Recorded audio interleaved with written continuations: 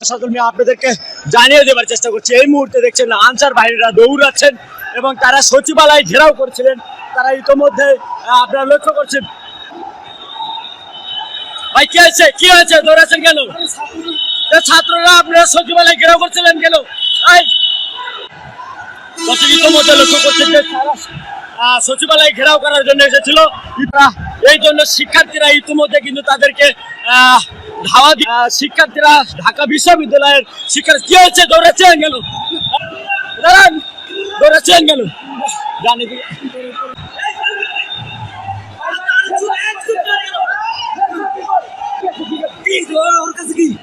আমি চলে যাইতে দে ভাই, আমি দর্শক ইতিমধ্যে